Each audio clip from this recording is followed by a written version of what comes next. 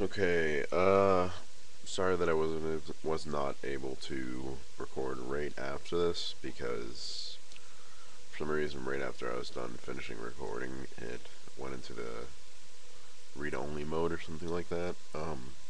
But it worked, which is really good, and you probably already know that by now if you're already into the scene as much as I am. Like you're on Wallowell, and um yeah, it was very surprising.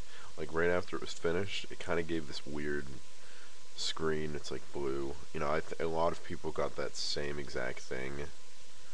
Um, which I didn't have any problems with it, but I can show you that it did install. And you just kind of have to believe that, you know, I didn't edit anything and I didn't get a new PSP. It worked. Yeah, just right there. 6.20. Which this is what this thing actually originally had, and I was dumb and I was just like, well, I can't do anything yet. And that it was like right like a few days before 6.20 was like hacked and all. Like I just was following the scene. Like that's what I wanted to do in the beginning. But holy shit, it showed up. Now I sort of had a weird, strange. I have these weird, strange problems where if I try to put something that comes in a e-boot, just an e-boot, not in a folder. If I put it into my game folder, it just doesn't. It just shows up as corrupted data.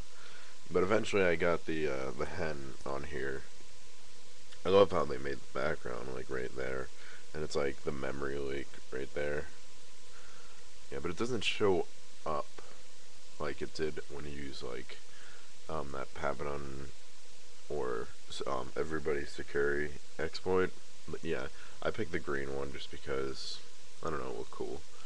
Yeah, it works now. I mean, with the 6.220 thing, so it is actually downgraded to 6.20. It's not like it just removed vital files and made the thing say 6.20. It actually is 6.20. I got the TNC, the total noob, the C revision or whatever they call it. But I can show you it's on here now. Wait, what? That's weird. Just a second. I think I didn't actually run the thing. Let's try that again. I just woke up like 10 minutes ago. And I was like, oh shit, I need to make this video for the people. Okay, good. Yeah, it showed it works now. It has I really, actually, the only reason I downgraded is just because it has a much better, um, VSH menu.